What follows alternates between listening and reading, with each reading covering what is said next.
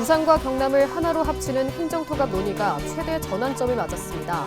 찬성 여론이 처음으로 과반을 넘기면서 통합 작업에 속도가 붙을 것이란 전망이 나오는데 현실적 제약도 만만치 않습니다.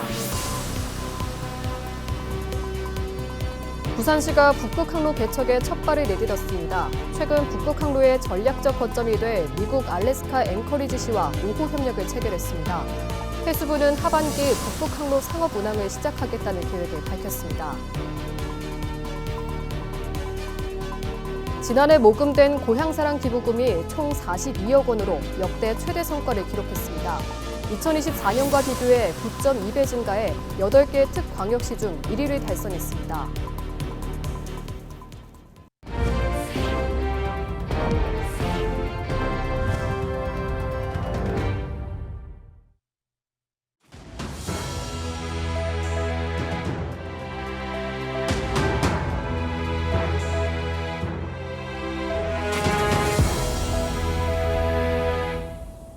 시청자 여러분 안녕하십니까? 헬로티비 뉴스입니다. 부산과 경남이 하나로 합치는 행정통합 논의가 최대 전환점을 맞았습니다. 찬성 여론이 처음으로 과반을 넘기면서 통합 작업에 속도가 붙을 것이란 전망이 나오는데요. 하지만 주민투표와 지방선거 일정 등 현실적인 제약도 만만치 않아 셈법이 복잡해지고 있습니다. 권정숙 기자의 보도입니다. 지지부진하던 부산 경남 행정통합 민심이 요동치기 시작했습니다. 공론화위원회 최종 여론조사에서 찬성 의견은 53.6%로 과반을 넘어섰습니다. 2023년 30%대에서 20%포인트 넘게 급증하며 경제 수도에 대한 시도민의 기대가 반영됐다는 분석입니다. 통합되면 인구 800만에 육박하는 대규모 광역 자치단체가 탄생합니다. 공론화위가 13일 최종 의견서를 제출하면 통합을 향한 실질적인 결단은 양 시도지사에게로 넘어갑니다. 국도 균형 발전의 신호탄이 부산 경남의 행정 통합을 통해서 우리나라의 정말 국도 균형 발전이 이루어지기를 바라는 뜻에서 그 시기를 하루빨리 앞당겼으면 안 좋겠나 하는 게 개인적인 생각이고 그 시도민의 뜻이 아닌가 그런 생각을 해봅니다. 통합 필요성에 대한 공감대가 형성되면서 이제 논의의 초점은 찬반이 아닌 시기와 방식으로 옮겨갔습니다. 부산 경남 행정통합은 강력히 좀 추진할 필요가 있다고 생각을 합니다. 경남 도지사와 긴밀히 협의를 해서 저희가 더 속도를 붙일 수 있으면 속도를 붙이고 또 시민들의 그 공론을 긍정적인 방향으로 모으기 위해서 우리가 최선의 노력을 할 것입니다. 반면 경남은 신중합니다. 대한민국에 처음 있는 광역자치단체의 통합이기 때문에 시간을 빨리 하는 게 그렇게 중요한 것은 아니다. 오히려 제대로 된 통합과 제대로 된 통합된 자치단체의 자치권이 보장되는 그런 모습을 가져와야 되겠다 하는 사실 못할 건 없습니다만 물리적으로 빡빡한 시간이 아닌가 저는 그렇게 생각합니다. 주민투표를 진행하는 부산 경남 행정통합. 때문에 주민투표법상 지방선거 60일 전인 오는 4월 3일 이전에 투표를 마쳐야 하는데 특별법 제정과 국회 통과 등 절차가 촉박해 당장 통합단체장 선출은 어려울 수 있다는 예측도 나오고 있습니다. 이에 따라 2030년 지방선거에서 통합단체장을 선출하는 단계적 통합 가능성이 높지만 대전과 광주 등 정부 지원을 선점하려는 다른 지역의 속도전도 변수로 작용하고 있습니다. 급무살을 탄 통합 민심이 6월 지방선거 국면에서 어떤 정치적 결단으로 이어질지 지역 사회의 시선이 쏠리고 있습니다. 헬로티비 뉴스 권정숙입니다. 부산시가 북극항로 개척에 첫 발을 내딛었습니다. 최근 미국 알래스카 앵커리지시와 우호 협력을 체결했는데 북극항로의 전략적인 거점이 마련되는 셈입니다. 해수부도 하반기 북극항로 상업 운항을 시작하겠다는 계획을 내놨는데요. 부산이 출발점인 만큼 올해가 부산의 새로운 도약의 해가 될 전망입니다. 박근수 기자가 보도합니다. 지난 연말 해양수산부가 올해 주요 업무 계획을 보고하며 내놓은 북극항로 대비체계. 해수부는 올해부터 북극항로 상업 운항을 위한 준비를 본격적으로 시작하고 하반기에 국내 민간 선사의 컨테이너선을 이용해 로테르담까지 북극항로 시범 운항에 들어가겠다고 밝혔습니다. 그 출발점은 부산입니다. 해수부는 최근 기자간담회에서도 이 같은 내용을 강조했습니다. 해수부가 북극항로 추진본부를 출범시키고 해양 수도권 조성 기반을 만들어가는 데 발맞춰 부산시도 북극권 진출의 교두보를 마련하고 있습니다. 부산시는 현지 시각으로 지난 5일 미국 알래스카주 앵커리지시와 우호 협력도시 협정을 체결했습니다. 북미 북극권 지역과 맺은 첫 번째 우호 협력인데 북극항로의 전략적인 거점인 알래스카와 실질적인 교류를 시작하게 되는 것입니다. 해수부 이전과 함께 부산을 중심으로 한 해양 수도권 조성과 북극항로 개척이 본격적인 첫발을 떼고 있는 상황. 이런 가운데 국제사회의 러시아 제재가 유지되고 있고 무역 패권을 선점하기 위한 경쟁도 치열한 상황인 만큼 더 많은 논의와 준비가 필요하다는 목소리도 나옵니다. 중장기적으로 매우 중요한 흔히 우리가 말하는 전략 자산입니다. 네. 쉽게 이야기하면 길을 확보하는 거거든요. 항로. 그러니까 지금 이 길을 두고 공급망이라고 이야기하는 전 세계적 재편 구조가 일어나면서 미국, 중국, 러시아 이 경쟁이 치열합니다. 그런데 우리는 지금 대비가 늦습니다. 소빙선도 한 척밖에 없고요. 그래서 지금 아주 중장기적 준비를 지금부터 해야 됩니다. 북극항로 시대를 앞둔 지금 부산의 전략적인 가치는 그 어느 때보다 높아지고 있습니다. 헬로티비 뉴스 박근수입니다. 부산시는 현지 시각으로 6일 미국 알래스카 놈시를 방문하고 양 도시 간의 협력을 논의했습니다. 전날 앵커리지시와 우호 협력 협정을 체결한 박형준 시장은 이날 K슈즈 놈 시장 등과 면담하고 최근 미국 정부가 발표한 북극 심해 항만 건설 프로젝트 현장을 시찰했습니다. 놈시는 북극해로 진입하는 관문에 자리 잡고 있어 북극 항로가 활성화될 경우 선박들의 필수 기착지로 꼽히는 곳이라고 부산시는 밝혔습니다. 시는 향후 북극 항로 운항 선박들의 선용품 공급, 수리, 관리 거점으로서 부산과 놈이 협력할 수 있는 토대를 마련한다는 계획입니다. 해양수산부가 올해 안으로 부산 신청사 부지를 확정하고 내년 설계에 들어갑니다. 김성범 해수부 장관 직무대행은 5일 기자 간담회에서 올해 중 부지 선정과 행정 절차를 완료하고 내년에 설계 착수 예정이라고 설명했습니다.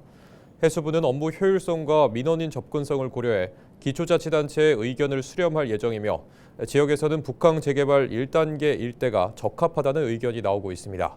또 오는 3월까지 해양수도권 육성 전략안 초안을 수립하고 6월까지 각계 의견 수렴을 완료할 계획입니다. 해운대 한 아파트 지하주차장에서 역과 후 뺑소니로 이어진 사망사고가 발생했습니다. 해운대경찰서에 따르면 6일 0시 39분쯤 40대 남성 A씨가 해운대 한 아파트 지하 1층에서 지하 2층으로 이동하던 중 쓰러져 있던 20대 남성 B씨를 발견하지 못하고 우측 압박퀴로 역과했습니다. A씨는 아무 조치 없이 현장을 이탈했으며 B씨는 1시간 30분 뒤 발견돼 병원에 옮겨졌지만 숨졌습니다. 사고를 낸 A씨는 음주와 약물 운전은 아닌 것으로 확인됐습니다. 경찰은 정확한 사고 경위를 조사하고 있습니다. 부산의 고향사랑 기부금이 연말 이벤트 흥행과 맞물려 역대 최대 성과를 세운 것으로 나타났습니다. 부산시에 따르면 지난해 모금된 고향사랑 기부금은 총 42억 743만 원으로 잠정 집계됐으며 2024년 모금액 대비 9.2배로 증가해 8개 특광역시 중 1위를 달성했습니다. 부산시는 지난해 고향사랑 기부금을 통해 확보된 재원으로 사회복지관 행복나눔버스 구입 등 6개 사업 8.6억 원을 확정하고 사회적 취약계층 지원과 문화예술 증진 등 신규 사업 발굴에도 적극 나설 계획이라고 밝혔습니다. 부산대 연구팀이 주택 소유가 행복에 미치는 영향을 분석한 결과 소득과 생애 주기에 따라 달라지는 것으로 나타났습니다. 부산대학교 도시공학과 최열 명예교수 연구팀은 2008년부터 2023년까지 2,860명의 한국 복지 패널 자료를 활용해 주택 소유의 단기 전환 효과와 장기 지속 효과를 구분 분석했다고 밝혔습니다. 그 결과 저소득 가구는 10년 이상 자가 거주를 유지할 때 삶의 만족도가 높았지만 임차에서 자가로 이동한 단기 시점에서는 대출 부담으로 만족도가 낮아지는 것으로 나타났습니다.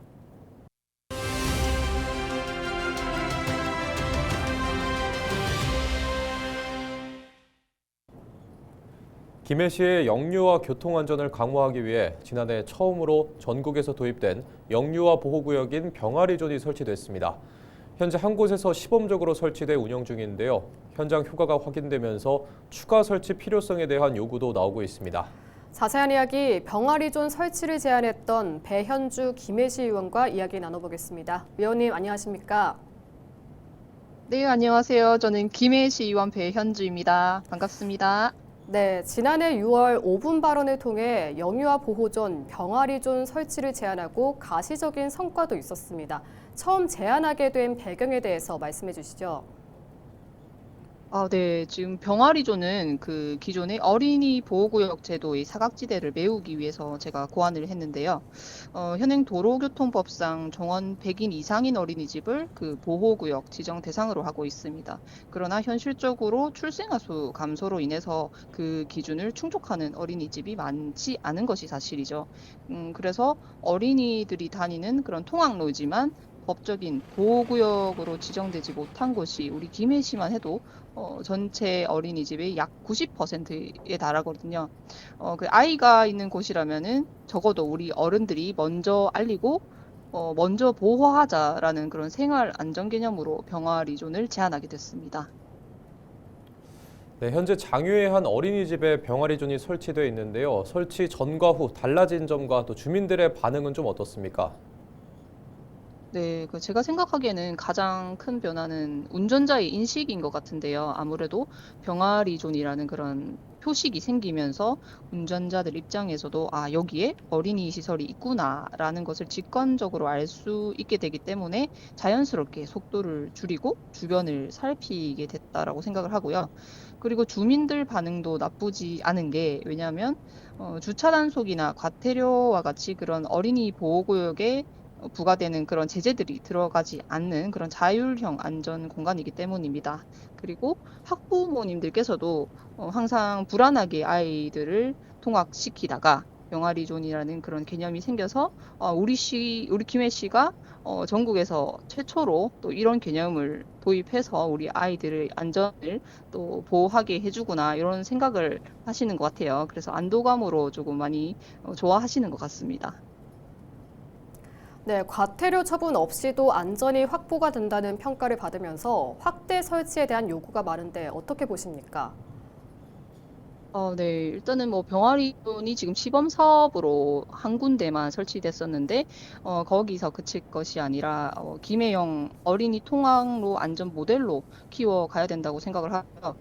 지난 2025년도 2차 추경에 3,200만 원 예산이 통과됐습니다. 그리고 현재는 우선적으로 어디에 설치되어야 될지 그거 대상지를 파악하고 있는 단계이고 저 필요하다면 또 제가 조례 제정을 또 추진할 계획이고요.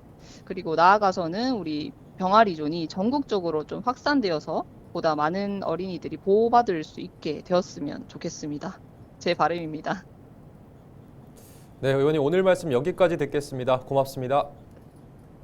네, 감사합니다. 네, 지금까지 배현주 김해시 의원과 함께 김해 병아리존과 관련해 짚어봤습니다.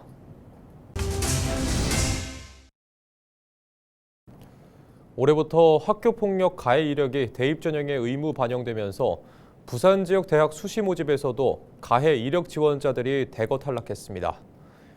2026학년도 수시 모집에서 부산 지역 12개 4년제 대학의 학폭 가해 이력으로 지원한 247명 중 합격자는 51명으로 합격률은 20.7%에 그쳤습니다. 특히 부산대와 국립부경대, 한국해양대 등 국립대는 지원자 28명이 전원 불합격 처리됐습니다. 사립대에서도 동아대는 지원자 32명이 전원 탈락했고 동의대 24명, 신라대와 부산외대 각 7명 등 일부 대학에서만 제한적으로 합격자가 나왔습니다. SK 오션플랜트가 미국 해군 전투함 정비, 수리, 개조, 이른바 MRO 사업 참여를 위한 MSRA 취득의 마지막 절차인 항만 보안 평가를 성공적으로 마쳤습니다. 이번 항만 보안 평가는 MSRA 취득을 위한 최종 단계로 회사 측은 평가 결과에 따라 올해 1분기 중 공식 인증을 받을 수 있을 것으로 전망했습니다. MSRA는 미국 해군이 인증하는 함정 정비 협약으로 이를 취득하면 전투함 등 주요 함정의 정비와 개조 사업에 직접 참여할 수 있게 됩니다. 이상으로 뉴스를 마칩니다. 시청해주신 여러분 고맙습니다.